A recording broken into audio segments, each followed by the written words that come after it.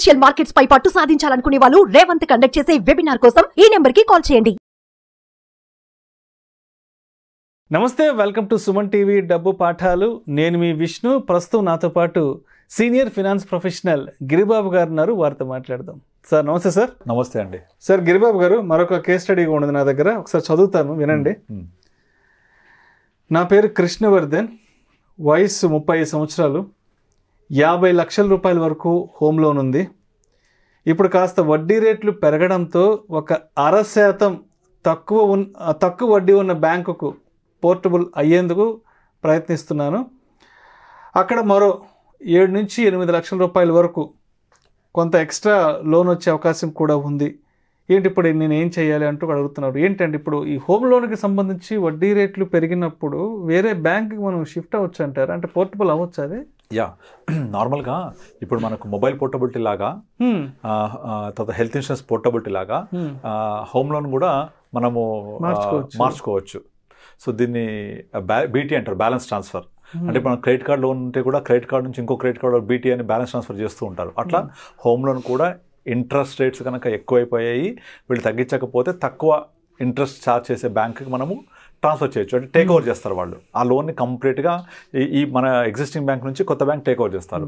ఇక్కడ మనం గమనించాల్సింది ఏంటంటే కంపల్సరీ దీనికి ప్రాసెసింగ్ ఫీ ఉంటుంది, వాళ్ళకి ఛార్జెస్ ఉంటాయి. ఆ ఛార్జెస్ అన్నీ కూడా లెక్కేయాలి మనం. అండ్ వీళ్ళ దగ్గర ఏమైనా ప్రీ క్లోజింగ్ ఛార్జెస్ ఉన్నాయా అది కూడా చూడాలి. ఆ pre closing charges, processing fee, ఇంకా వాళ్ళ మిగతా ఏమైనా ఛార్జెస్ ఉంటే కనుక అది ఒక్కోసారి వర్కౌట్ కాకపోతే ఇలా ఉండడమే better.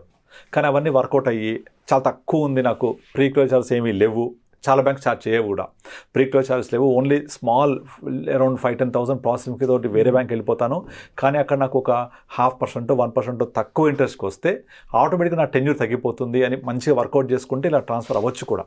It's very much possible, చాలామంది అవుతూ ఉంటారు కూడా.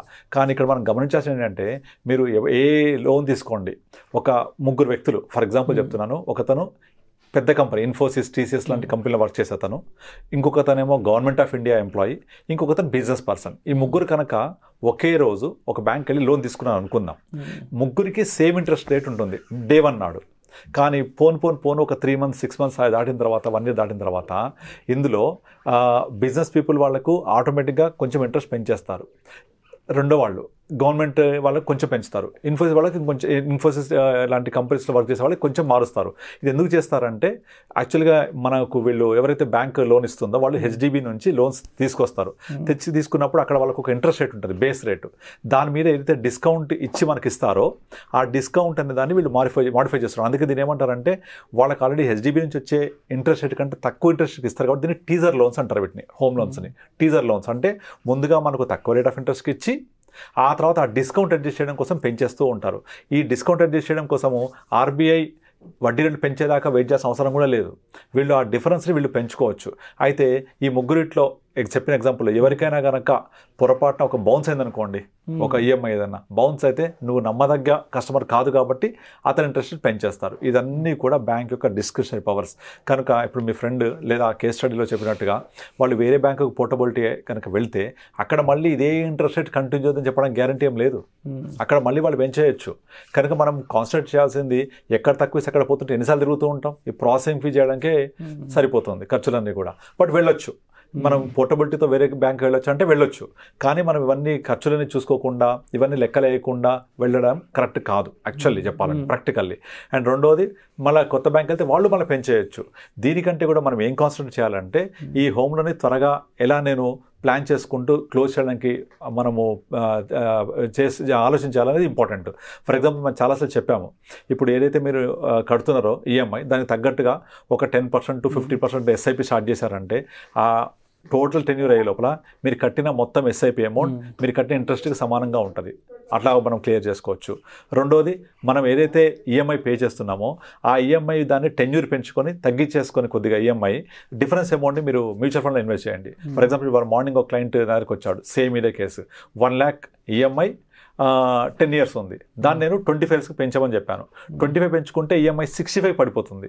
అది 35,000 మిగిలిందా లక్ష బడ్జెట్లో? ఆ 35,000 కనుక ఒక 10 years 11 years ఇన్వెస్ట్ చేస్తే ఎట్ ది రేట్ ఆఫ్ 14% వేసుకున్న 1 crore పైన ఉంటుంది. అది ఎప్పుడు 11th yearకే. సో మీ టెన్యూర్ పెరిగినప్పటికీ 20 సంవత్సరాలకి మనము 11th yearకి మన దగ్గర 35,000 రూపాయలు ఎస్ఐపి చేస్తే ఆ 35,000 రూపాయల ఎస్ఐపి కరెక్ట్గా 1 crore అబౌవ్ ఉంటుంది.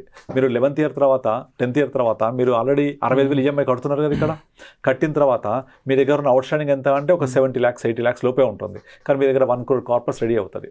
అంటే ఇక్కడ బడ్జెట్ మారిందా? లేదు. ఫస్ట్ నాది 1 lakh ఉన్న ఈఎంఐని 10 years బదులు నేను 25 చేశాను. అప్పుడు అదే 1 lakhలో 65 35 బైఫర్కట్ చేసుకొని 65 ఈఎంఐకి 35 మ్యూచువల్ ఫండ్ పెట్టుకుంటే కరెక్ట్గా 10th year వరకల్లా 14% చొప్పున లెక్కేస్తే మీకు ఏవో 1 crore ఉంటుంది. మన లోనే 1 crore, కానీ 10th yearకి మన దగ్గర 1 crore ఉంటుంది. అప్పటికి కొంత ప్రిన్సిపల్ తీరిపోయి ఉంటుంది కదా. అలా తీసుకుంటే కూడా మీకు ఒక 20-30 lakhs ఇంకా మిగులుతాయి. అంటే ఇక్కడ బడ్జెట్ సేమ్ 1 lakh. ఆ 1 lakh 10 years కట్టినా, ఆ 1 lakhని టెన్యూర్ పెంచుకొని 65 35 కట్టినా మీకు ఆల్మోస్ట్ 10 yearsకే లోన్ తీరిపోద్ది. ప్లస్ ఒక 25-30 lakhs మన చేతిలో మిగులుతాయి ఆఫ్టర్ 10th year. అంటే ఆల్మోస్ట్ 0 బడ్జెట్లో మనకు లోన్ వచ్చినట్టు, మన హోమ్ వచ్చినట్టు. అంటే మనం ఏదైతే లోన్ తీసుకున్నామో అది మాత్రమే కడతాం. ఆ 10 ఏళ్లలో కట్టిన వడ్డీ అంతా తిరిగి వస్తుంది. ప్రాక్టికల్గా ఇది వెరీ మచ్ పాసిబుల్. సింపుల్గా ఏం చేయాలి అంటే మనకున్న ఈఎంఐని టెన్యూర్ పెంచుకొని ఆ తగ్గించుకున్న ఈఎంఐని మ్యూచువల్ ఫండ్లో పెట్టుకోవాలి. అంతే సింపుల్. అప్పుడు 10 years కల్లా ఎంత అవుట్స్టాండింగ్ ఉంటుందో అంతే అమౌంట్, ఈ డిఫరెన్స్ అమౌంట్ మనకు క్రియేట్ చేస్తుంది. Practically very much possible. నేను చాలామంది చేశాను కూడా. అలా తగ్గించుకుని ఆలోచన చేయాలి. కానీ ఇలా మనం మార్చుకుంటూ పోతే పోర్టబిలిటీ అలౌ చేస్తున్నారు కదా అని మనం ఏమవుతుంది, ఇప్పుడు సపోజ్ ఫర్ ఎగ్జాంపుల్ హెల్త్ ఇన్సూరెన్స్లో ఉంటుంది పోర్టబిలిటీ, వాళ్ళు మారిపోతూ ఉంటారు. ఒక్కోసారి ఏమవుతుంది, మనకు ప్రీ ఎగ్జిస్టింగ్ అనేది ఈ మధ్యలో రావచ్చు. అది డిస్క్లోజ్ చేయకపోతే మీరు ప్రీ ఎగ్జిస్టింగ్ ఉంది మాకు చెప్పలేదని పోర్టబిలిటీ అయిన కంపెనీ మీకు క్లెయిమ్ ఇవ్వకపోవచ్చు. అక్కడంతా వెయిటింగ్ పీరియడ్ అయిపోయింది, ఇప్పుడు మా దగ్గర వచ్చి క్లెయిమ్ చేశారంటారు. అలాగే మనం ఇలా మారుస్తూ పోతూ ఉంటే అక్కడ మళ్ళీ కొత్త బ్యాంక్ వెళ్ళినప్పుడు వాళ్ళు ఇంట్రెస్ట్ పెంచొచ్చు కూడా. సో కనుక దాన్ని మనము వీళ్ళు పెంచరు అని రిలే అవ్వడానికి లేదు. కనుక ఫస్ట్ మనం కాన్సన్ట్రేట్ చేయాల్సింది ఏంటంటే ఎలా తొందరగా హోమ్ లోన్ క్లియర్ చేయాలి. ఇప్పుడు నేను చెప్పిన టిప్స్ అన్ని పాటించవచ్చు. తర్వాత ఎస్ఐపి ప్యారల్గా చేసి ఇంట్రెస్ట్ బ్యాక్ తెచ్చుకోవచ్చు. ఇలా చేసుకుంటూ దీన్ని తగ్గించే ఏర్పాటు చేసుకొని ఆలోచన చేసుకుంటే బెటర్. అంతేగాని ఒక 1% తక్కువ ఉంది, ఇక్కడ తక్కువ ఉందని చేంజ్ చేయడం కాదు యాక్చువల్గా. ఓకే, అలా చేయొచ్చు. Thank you sir. Thank you అండి.